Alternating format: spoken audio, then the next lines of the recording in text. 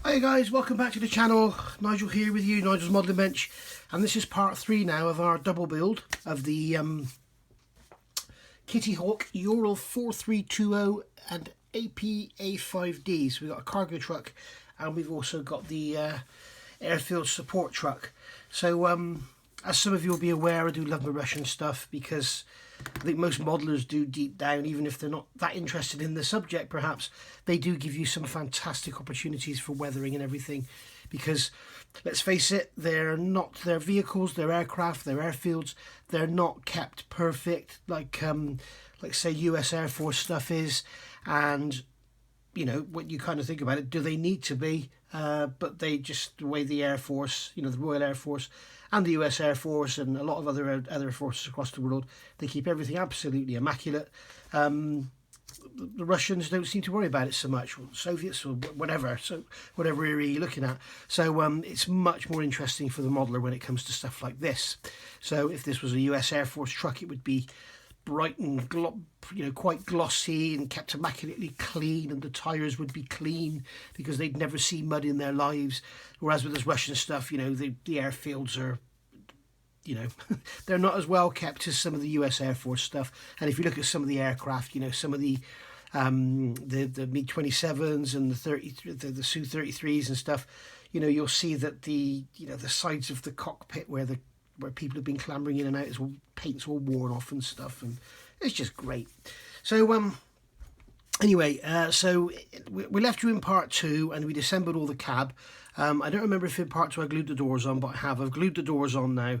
And then this glazing, this is the rear and these are the door glazing. They're going to go in from the outside on the rear and the inside on the doors. So we'll leave the roof off and then I'm going to try and get them in. I don't think it'll be much of a problem.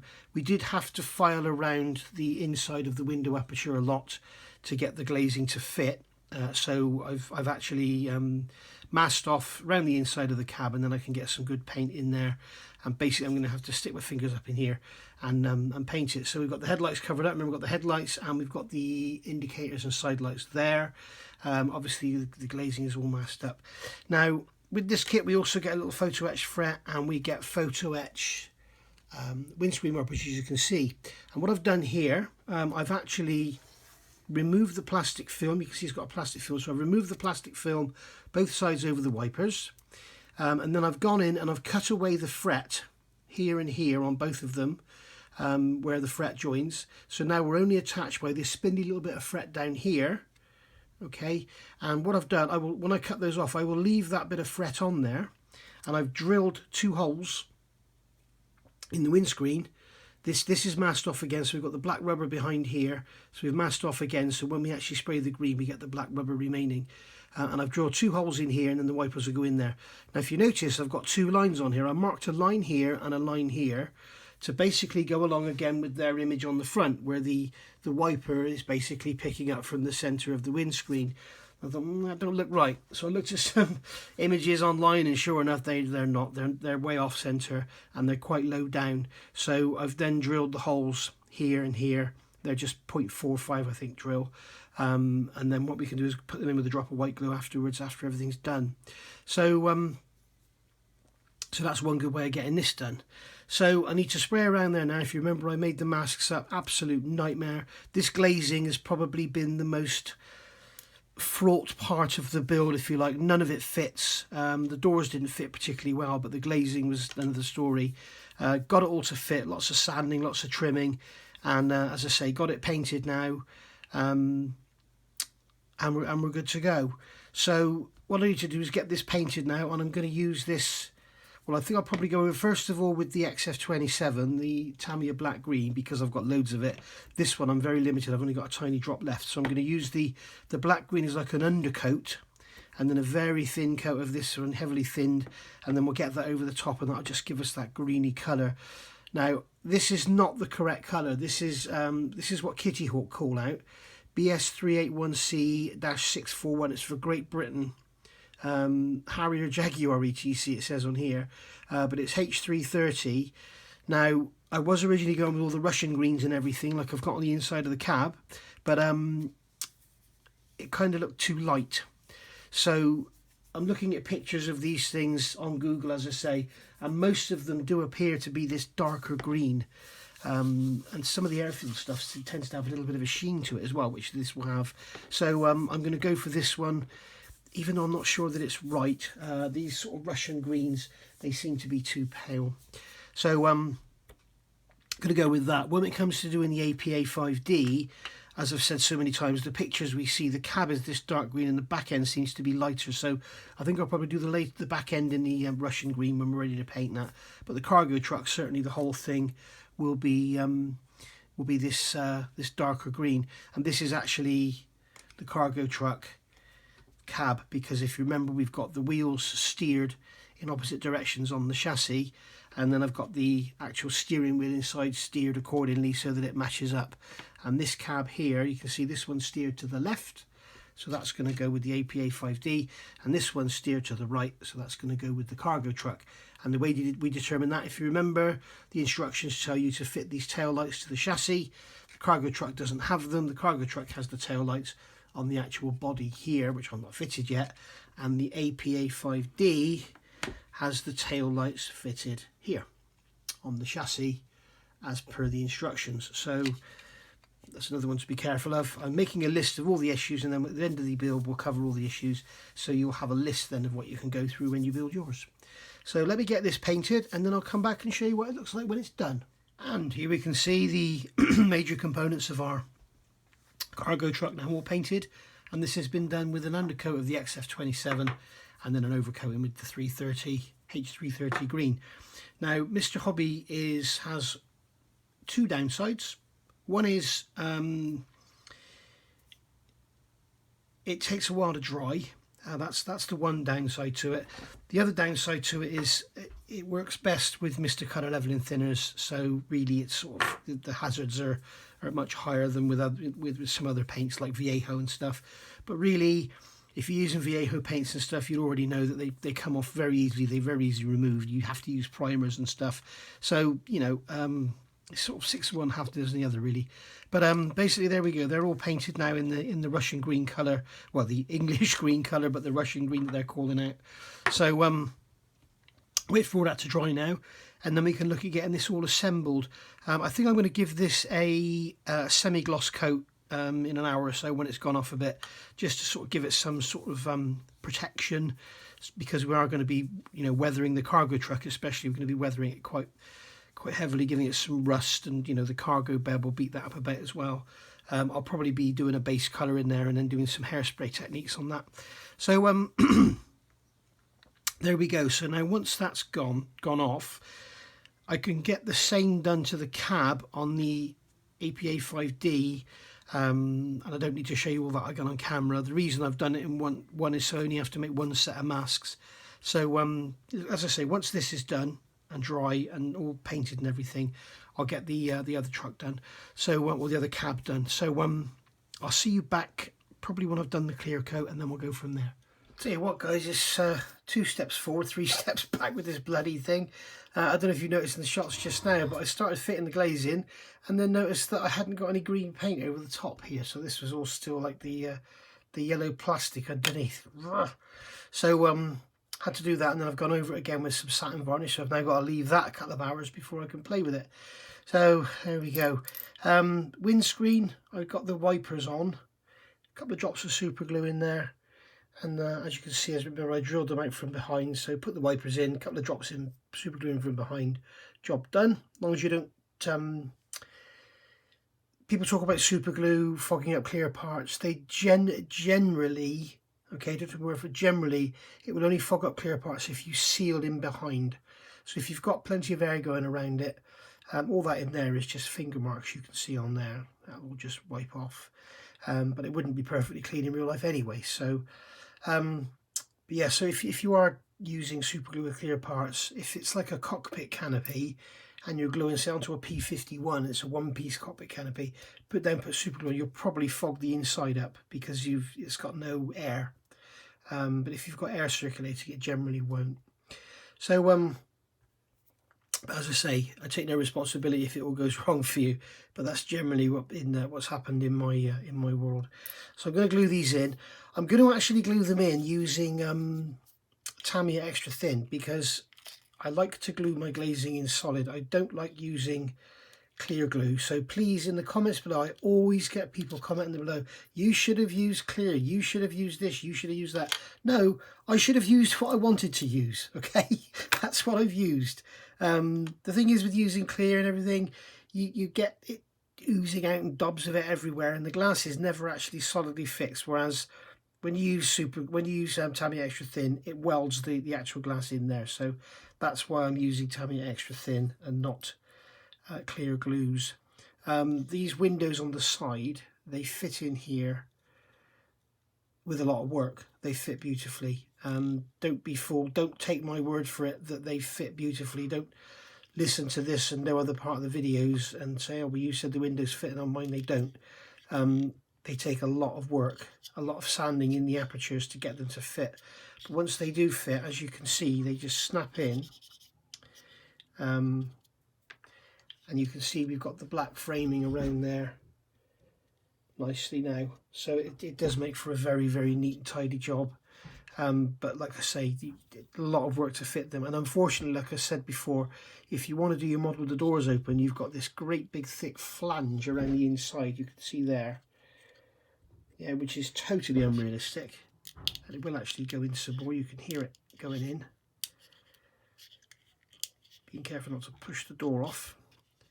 There you can see it goes in, lovely, but you've got that great big flange around the inside, which is a shame. I guess you could always glue them in and then sand that flange off from the inside, or just sand the flange off before you fit them. But I'm going to have to go around these with a black wash just to tidy up the edges. As I said, when I cut the masking to fit, it looks like I've caused some damage to the clear around the edges, so I will put some black wash in there just to tidy everything up. This one here is quite difficult to fit because the steering wheel's in the way and easily broken off. Ask me how I know. There we go. So that's gone in now. And there we are. And then we'll just get a cotton bud and take away any finger marks. There we are, job done. So you can see a bit of a stubborn finger mark on there. I'm just going to manage to get some green overspray on it somehow. How on earth does that happen? It's got green overspray on it. I took the glazing out before I painted it. How weird is that? Must have been when I was spraying it here, it got overspray on. Anyway, there we go. And then the rear panel, that one fits in quite loosely. It just drops in like that. So we'll just drop there and then we'll put a drop of extra thin around the edge. Job done. Okay, in fact I may use some clear glue on the back of that one, we'll see, because it's such a loose fit. But these here, you see, I can just drop some extra thin down the top and that'll be enough to hold them in place. So there we are. And then the front screen with the wipers, that just wants to fall out. The front screen with the wipers fits on like so, and honestly it is such a gorgeous fit after some work. You can see there it is, and it looks really nice when it's fitted. Okay, so there we are. So I'm going to get on and glue them in, and I'll see you later. Okay, so glazing is in, and I've just dummied it up here. You can see. We'll take the cab off. To satisfy some of you guys, I tried the crystal clear, and what a mess. This front screen, do not use crystal clear. I glued the back one in with crystal clear, and that looks quite nice. I just put a tiny little drop of glue around the edge. This front one I tried to glue in by gluing around the edge, staying away from the scuttle area, and it's just a joke. So I've tried to ooze it all out. You can see this corner here is a bit of a mess. And I ended up going around with Tamiya Extra Thin. So the next one I'll do with Tamiya Extra Thin and no crystal clear, and you'll see how much neater it looks. So I'm no longer bothering with this stuff. It's okay for like a canopy, just around an edge, just popping it on. But you know, with these complex shapes, and you've got to get this in here, you've got to get that corner in there, the scuttle's got to be right, and then it needs to be sort of held in place.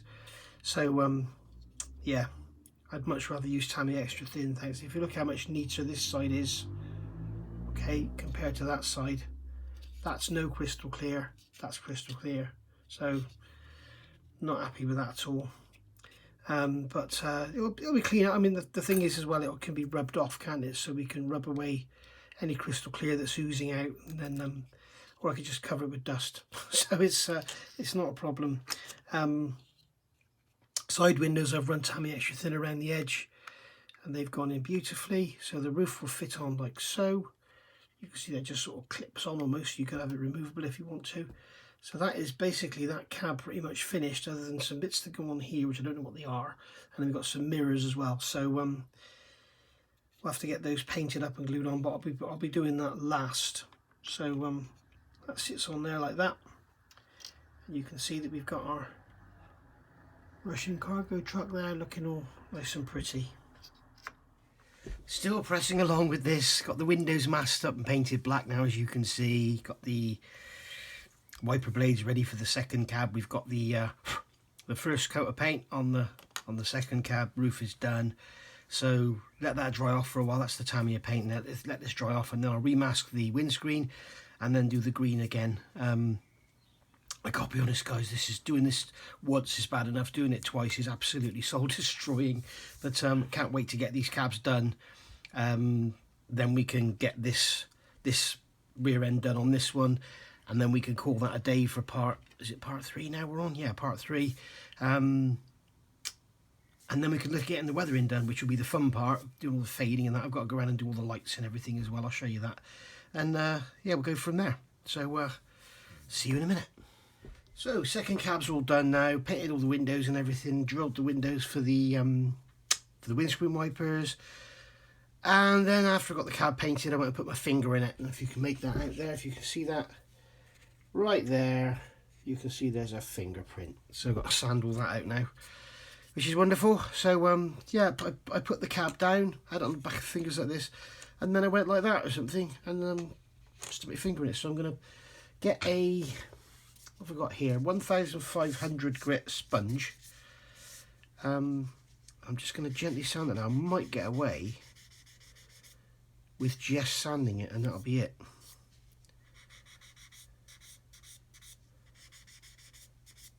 If I sand both sides and the middle, it'll sort of all blend in, because it's going to get a clear coat anyway.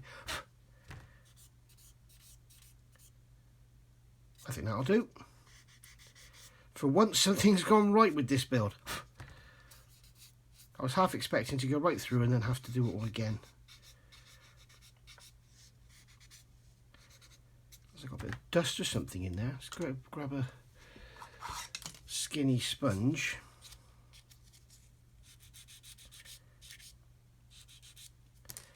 There we go.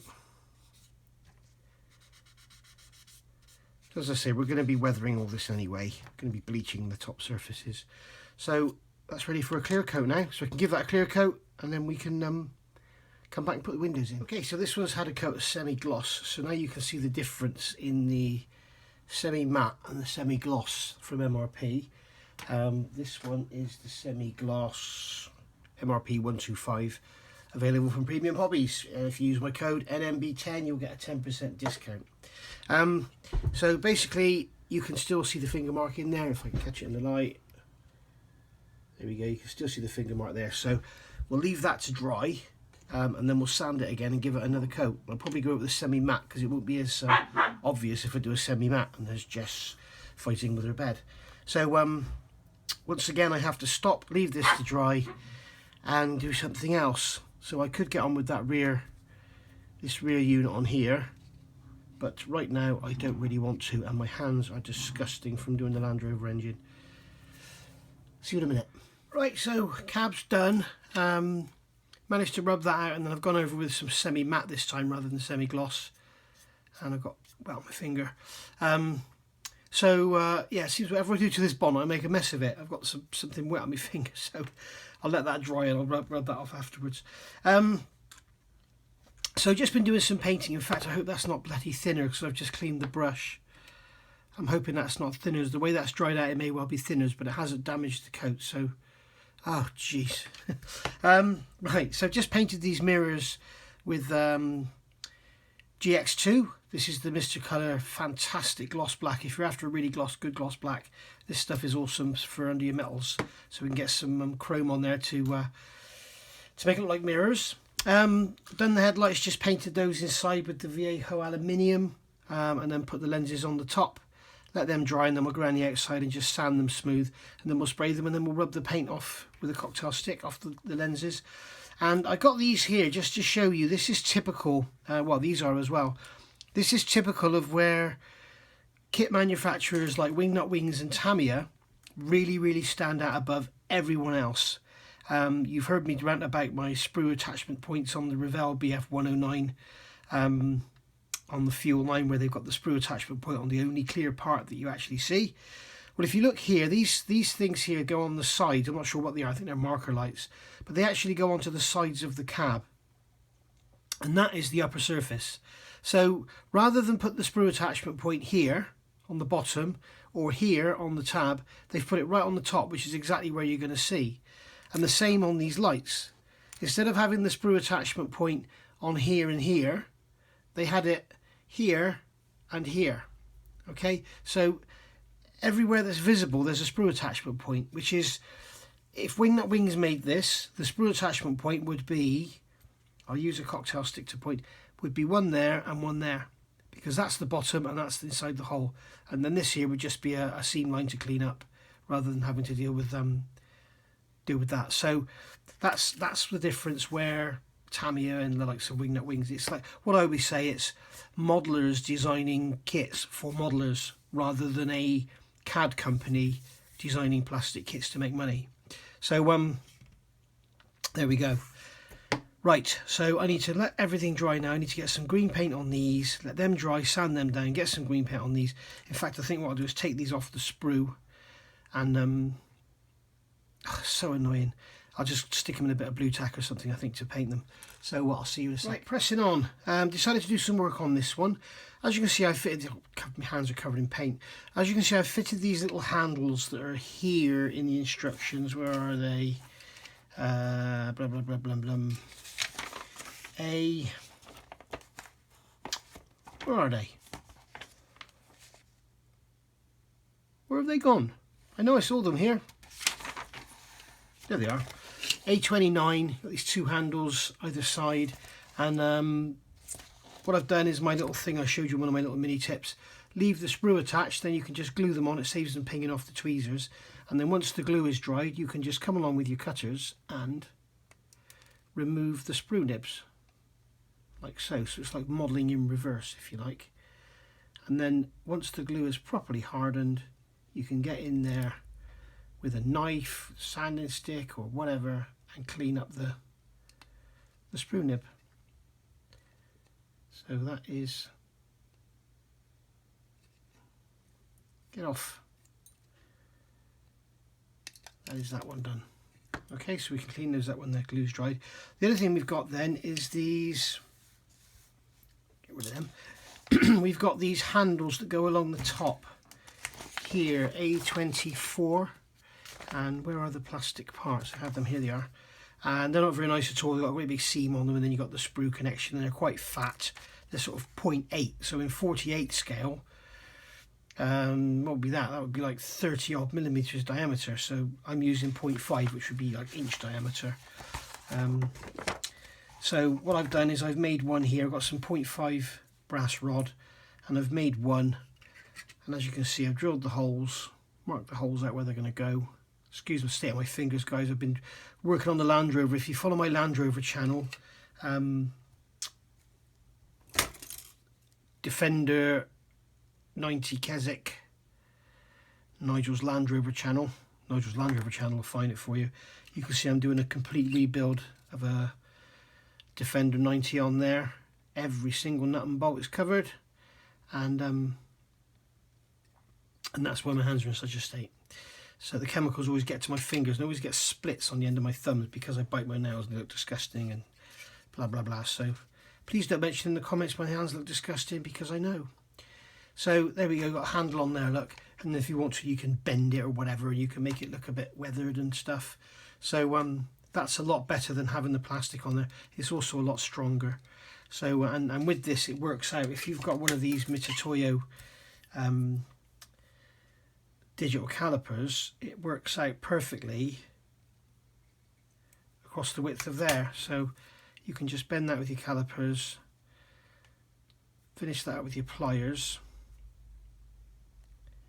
I always tend to go past 90 and then out a bit on the model, and make sure if it has got a twist in it, you just grab one end, twist it, get it square. There we go. Old pair of cutters, nip it off and then just check it for fit. That fits in there, just like so. Go on, in you go, there you are. And then when it comes to fitting them, what I always do is get something like a rule, something like this, and hold that in there, press them down, or get them to the right, you know, something thicker than that actually. You want like a piece of plastic card or something. There we go, little piece of plastic card, I don't know how thick that is. What is it, 1.5 mil? And then you can just drop that in there, press your handle down with the glue, let the glue dry, and then when you pull the plastic card out, do the next one, and they'll all be the same then, and it makes them all look nice and even, which is cool. So there we go, I'll get some more of those bent up and then we'll get them glued in. Okay, so they're on, that's those handles on. I just push them down, like I say, get the piece of plastic card in there, hold it against the plastic card, drop a glue on the outside of the hole. Make sure you drill the holes, like I drilled mine 0.6 so they've got somewhere for the glue to go. If you drill a 0.5 hole and then put a 0.5 rod in it, there's nowhere for the glue to capillary in. So I'm going to come in now and just clean up these sprue nibs on here. In fact, they're still not quite hard enough yet. I want to make sure they're absolutely hard because I don't want them to just pull off. The other thing is you've got this part here, A20, which has this lens on it, GP8. The actual hole in the middle isn't deep enough, so you just need to get a drill in there and just open that out, make it slightly deeper. And we've got all these bits of photo etch here going on, and unfortunately the instructions are awful. It's saying here to bend them and put them in, but I don't know where on earth they're going. I don't know, you know, when they turn it around, you can't sort of see anything there. They're not showing you how they look in the finished state. You can see something there. It looks like that's a brace that's going up to there. So it looks like it may be a brace for the actual fender itself, I'm guessing. Well, that's on the other side, or is it? Yeah, see, that's there, PE6. No, that's at the front end. So, okay, that's there, PE4 and 5. But there's nothing actually showing what those parts look like. So, I don't know what to do there. And the parts I'm talking about are PE6 and PE7. Maybe in the colour scheme we'll see it.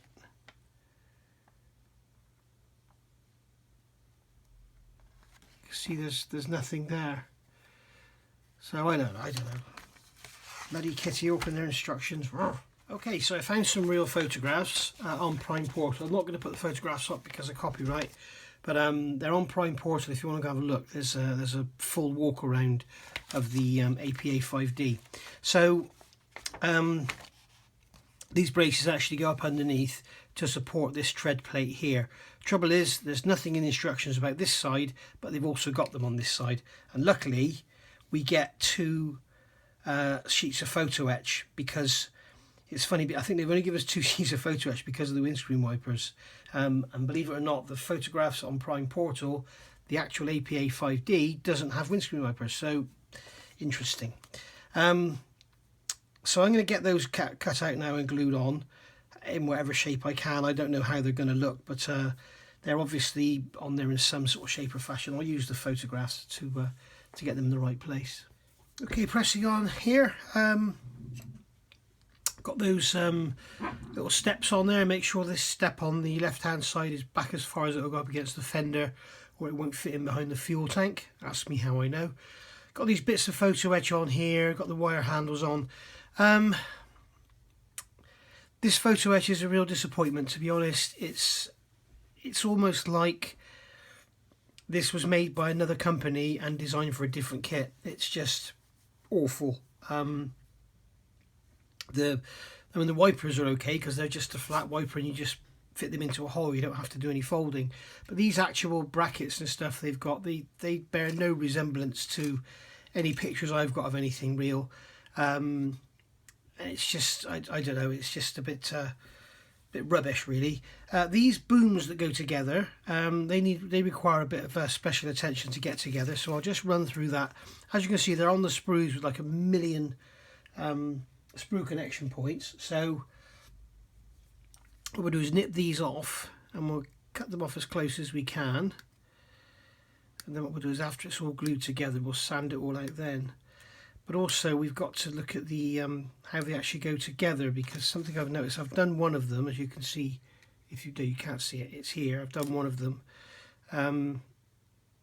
They require a bit of work to get them together, just like a lot of this kit. I'm kind of finding that the more I do, the worse it gets. When I started doing the chassis and everything, it all seemed really, really good, and then we ran into those issues with the axles, didn't we? Which is no big thing, but it just seems to be kind of downhill, really, from there. I must admit, since I did the chassis, I haven't been particularly enjoying this build at all. But anyway, what we'll find is we've got these. This goes together like so, and you can see here that you've got a, let's use a pointer, you've got a leg here which is short, and the leg which is long, short, long, long, short. And those legs are supposed to go into slots in this half. Well, they don't actually fit in. If I can get the camera to focus, they don't, they're too, my nails are gross, they're too wide. So what we need to do is just, excuse me, is just narrow these down a touch. Just take a bit off them on the longer ones, on the top and the bottom. I'm just going to take a shaving from both sides, just like that.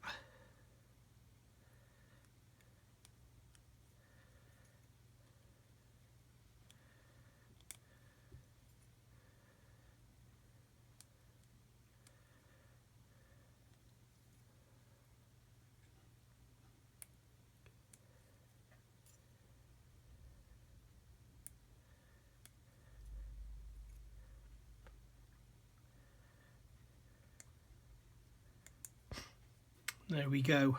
So you can see that's not too difficult at all. And now when we put it together, it should actually,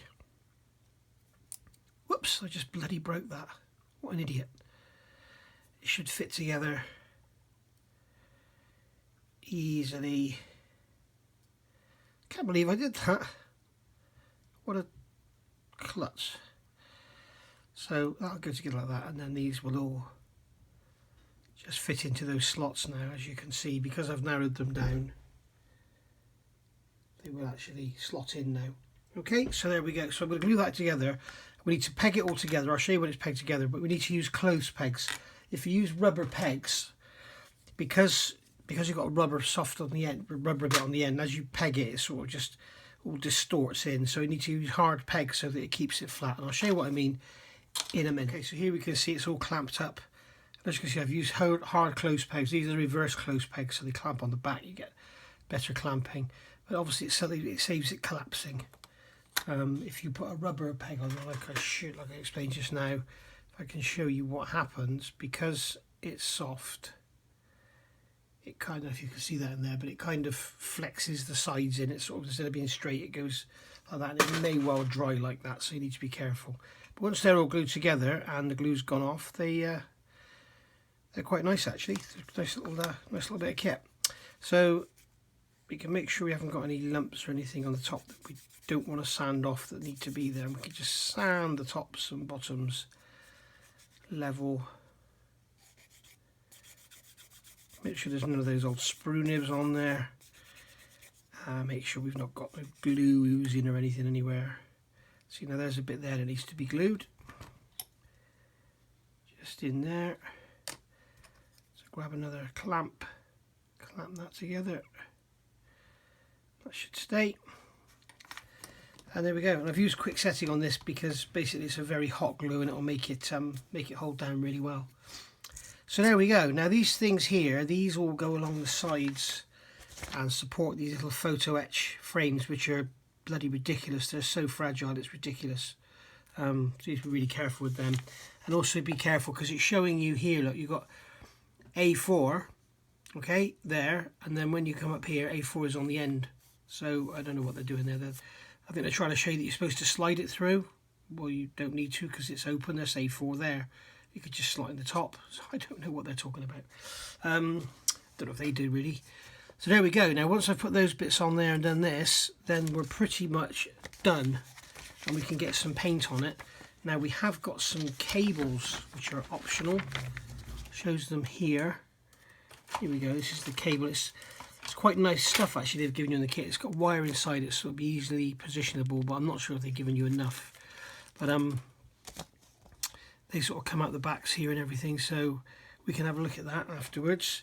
I may do some drilling before we do any painting just to make sure that it's all good. But yeah, basically there we go. That's about it really. Got to put the back light on. I've got the light there with the lens glued on, so we can sand that knackered old skinny stick. Make the sand around that lens to make sure it's all nice and flush. The lens is actually part of the rim of the lamp as well, so that's why it's like that. So we can actually take this off the sprue now. Excuse my disgusting nails, and I go on about it, but it's not very nice for you guys to look at.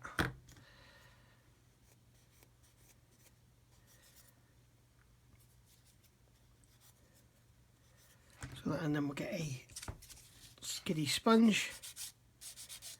Just go around and remove that bit of excess sprue nib. And then we'll stick a mask on there and we'll paint it. So there we go.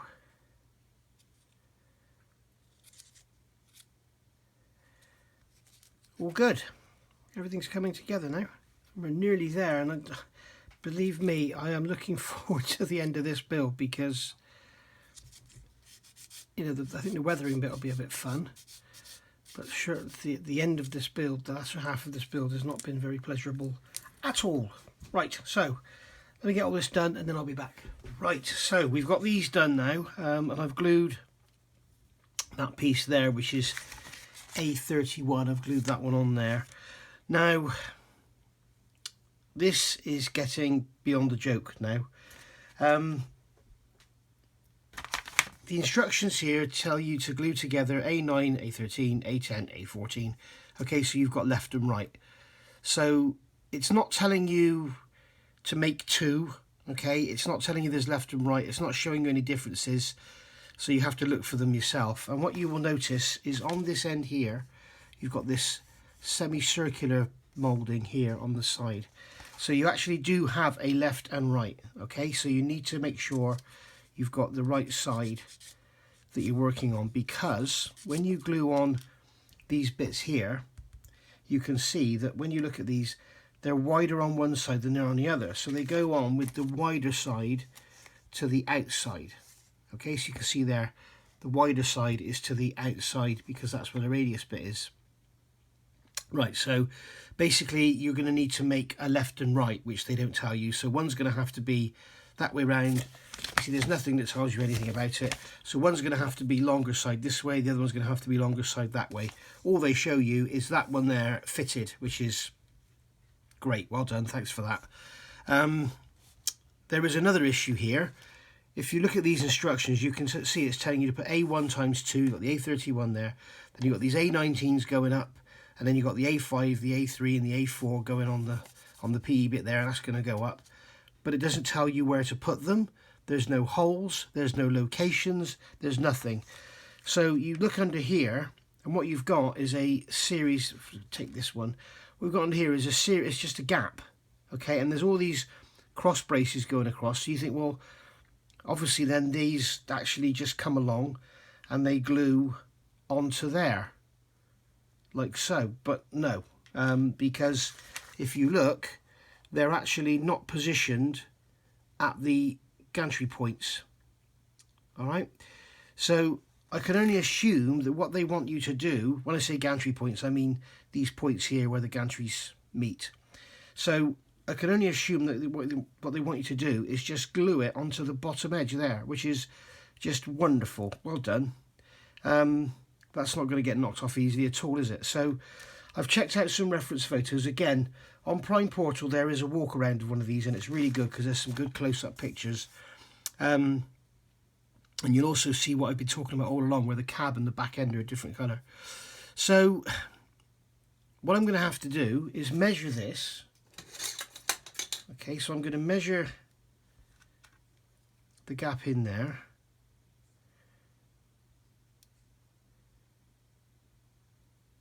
Okay, so that is like 1.4, 1.5. Okay, so I'm going to get some 1.5 plastic rod, cut it into lengths, glue that up in there where it needs to go, and then we'll drill it out. We want to drill it out first, and then we'll actually have a positive mounting for these, because as I started to say, when I looked at the Prime Portal thing, you can see that, let me grab a toothpick, you can see that they're actually in the centre, they're not off to one side. And if we try and glue these, if you look at, say, this one here, okay, A1 times 2, all right, these actually are A5s, not A1s, but if you look at that one there and imagine that's an A1, so that's like that way round with the longer leg out to the right hand side as you look at it. What they want you to do is glue that on there, in that position there. Okay, so you're going to glue that on there behind, it's just absolute garbage. So I'm going to, as I said, I'm going to put some plastic rod in there and then make a little indentation or whatever with the drill, just so I've got something to glue these to and they're not just hanging off the edge. And then we'll go from there. Okay, so these things here, I would like to just get them in my hands and just screw them up. They are absolutely doing my head in. What I've done, I've got some plastic blocks in the bottom, as you can see, drilled them through, and now these things will actually go in, drilled them with a 0.8 drill, and they will actually sit in there and glue in like that now, so I can position them all, get them all square, and then glue them. So much better than what Kitty Hawk have come up with. Basically what Kitty Hawk have come up with is nothing. Honestly guys, this model, as I'm going forward, it's just getting more. I think I've said this a few times now, this has been filmed over quite a few number of weeks, days. As I'm going forward, this is just getting worse and worse and worse. And this part here, this rear unit on this APA 5D, I believe there is some aftermarket photo etch and resin you can get, and I would seriously recommend considering it if you want to build one of these, because all of this stuff is just garbage. The instructions are awful, the parts, the moulding is, there's huge seam lines and everything, it's not very nice at all. The photo etch is just horrible. And like I said, there's no location for these things to go on or anything. And as I say, you also need to be very careful with the instructions. Make sure that you follow closely what you're doing, because these are handed left and right, but there's no indication of that whatsoever in the instructions. So be careful of that. So what I'm going to do, I actually accidentally put one block back here that shouldn't have been there and missed one out in the front. So what I've had to do is make another block to go in the front here on both of them, which I've done. So I've got to wait for those to dry now before I can trim them and drill them. So, oh, Jesus Christ, this just goes on and on and on. So what I want to do is get these the glazing in the cab. And if you remember when I showed you the other one in part, was it in this part? I think it was in this part. Trying to glue this windscreen in with crystal clear is bloody awful. And as I know I've mentioned before again in this video, I always get people say, you should have used crystal clear for your glazing. No, I shouldn't. Okay, it's bloody awful stuff. I don't like it at all. But I have actually used it on the rear one, okay, because you've basically got a flange around there and you pop the glazing in, that's it, job done. But what I don't like about it, as you can see here, where a little bit is exposed, we've now got a glossy mark there. And if I try and scratch it off with a cocktail stick, I'll probably go through the paint and make a mark. So probably best to just go over that with a bit of flat varnish. But that's what I don't like about crystal clear. You end up with this glossy line. So if you remember, I did the windscreen on the last one and it was a bloody nightmare because I used crystal clear. So what I'm going to do on this one is I'm going to show you that you don't need to use crystal clear at all. I very rarely use crystal clear, hardly if ever, on glazing. I like to use Tamiya extra thin. Okay, and I'll show you for why. Okay, that windscreen is positioned. So I'm going to keep my finger away from the edge, and I'm not going to worry about removing any paint because I want the glue to melt any paint that's there. And all I'm going to do is come up to the glass and touch it on the edge, and the glue will run around. Okay, do the same up here, touch it on there. Get some more glue on there. And the glue will capillary around, I can assure you. And you won't ever know it was there. Okay, so put some in there in that gap. Just to let that capillary around. And then we can turn it around, gently touch it in the centre, making sure we don't touch any of the join lines. And then I'm going to put some glue in there. Some more glue on the brush, get some into there. And that will capillary around, job done. And we can also put some on here as well. And that will go into the joint, like so. Just like that.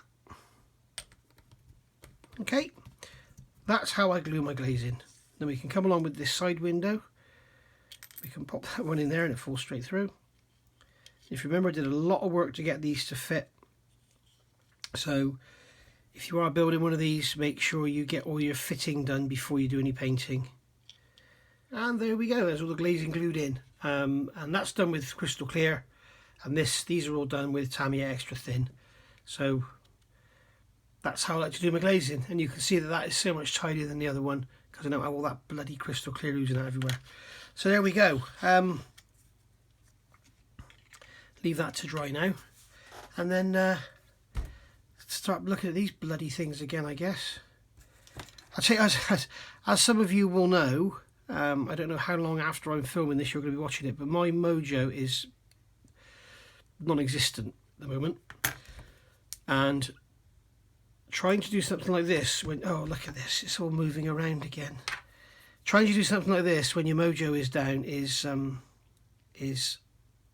very, very hard going, and I think this is probably why I don't finish anything, is because I get to a point where I just don't want to do it and I put it down, put it back in the box and do something else. But with this one, I am absolutely determined to force myself to do it all the way through, weathering and all, and actually get this done and finished and not let it beat me. Okay, so let those dry off for, I don't know, another bloody day or something. Let's just put plenty of glue on them to make sure they're going to weld in. Right, so we'll leave them to dry now, and then we can get on with those things, get them on there, and then the bloody thing's done, thank God. So I'll see you in a minute. Okay, so pushing on further forward now. We've got the glazing in, the cab, that's all done. Still working on these confounded things. And I've just noticed in the instructions that Kitty Hawk have another fantastic plan. You fit this spotlight to the... Where is it? You fit this spotlight here in the lens to the back of the unit there, and all you get is just a raised lump on there, and you get a lump on the bottom of the light. So you can imagine you glue that on, you know, you must just touch it, it's going to fall off. So a bit of brass rod. So I've got a bit of 0.5 brass rod here. I've drilled a hole in the bottom of the light, 0.55. Remember, I always go slightly bigger to give the glue somewhere to go. So we can literally push that in there like so. Okay, and that should weld itself in straight away. Doesn't need to be perfectly straight because the light would have probably been on a ball mount anyway, so it could be positioned. But may as well get as good as we can. This, by the way, this is a I don't know if you can see on the front there, I've got a mask, and it's a great way for doing headlamps, because especially ones like this where part of the rim is the clear part. And I use these, and these are available from Premium Hobbies, and basically they are made by Hugh parts, and I did a review on these. There's 1mm to 2.8, there's 3mm to 4.6, there's 4.8 to 6, and then there's 6.2 to 7.6. And basically they're masking circles, and if you look closely you can see that you actually get the circle, but there's a square cut around them as well. So if you wanted to spray something round, like you wanted to spray a round dot in the middle of a roundel or something on an aircraft, then you could do that with that as well, because you're also getting the hole as well as the peg, if you like.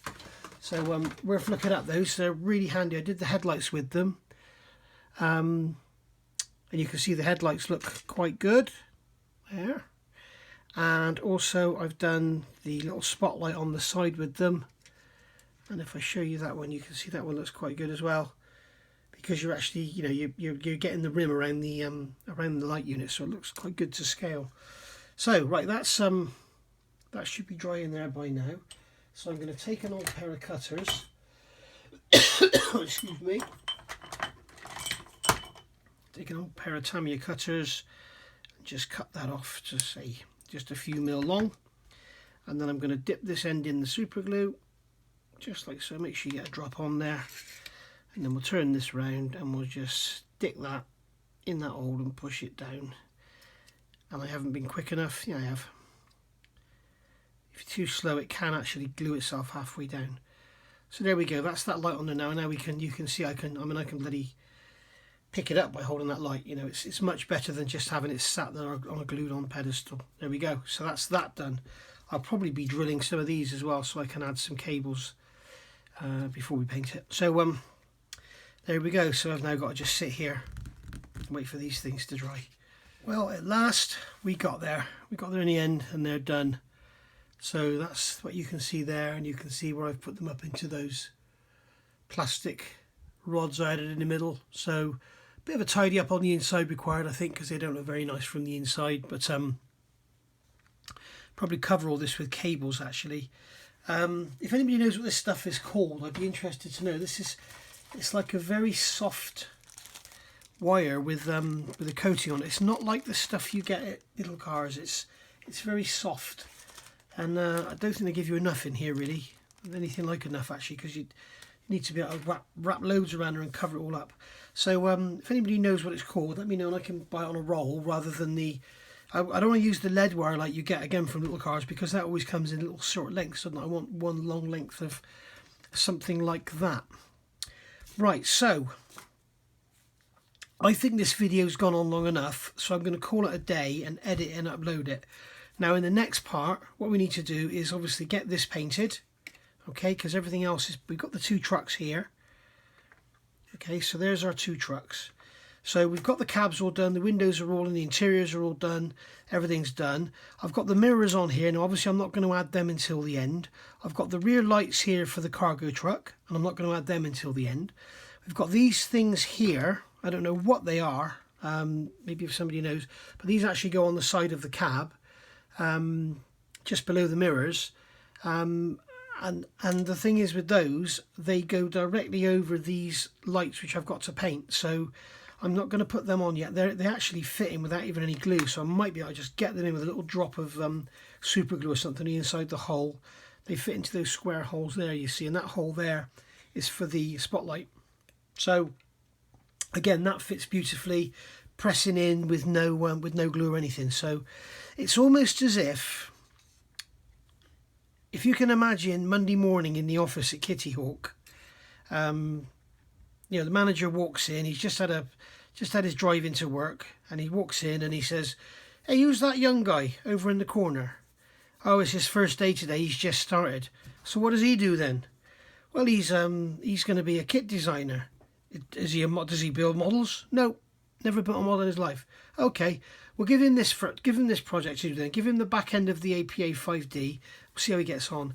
That's how this model feels. This cargo bed goes together a dream. It fits beautifully. These cabs and everything, not so sure about the window designs, but it all goes together. The chassis is lovely. They've got the bits like where there should be a hole, there's a pin, and vice versa. But I mean, the tyres are gorgeous. The axles are lovely. The engines, I mean, you can see the engine's beautiful for a little 48 scale model, and they are really, really nice. And then you get to this crap, and honestly, it's been a complete and utter nightmare from start to finish. And the photo etch is awful. So there we go. But as I say, at the end of the build, we will go through and talk about the whys and wherefores and the problems with it. And I'm also going to give it mark out of 10 for like engineering and stuff like that. So I'll see you all for part 4, and in part 4 we will get this painted. We'll get this all sanded and painted. Then we're going to do the weathering, and at some point during the weathering we'll fit all these bits and pieces. I need to paint these like silver and then a dab of orange on them. I might do that off camera. So I'll see you. In fact, I need to paint this first, don't I? Because I may as well do them at the same time. They've got to be done orange as well, those side markers. So I'll see you all for part 4 anyway, very soon. Bye for now.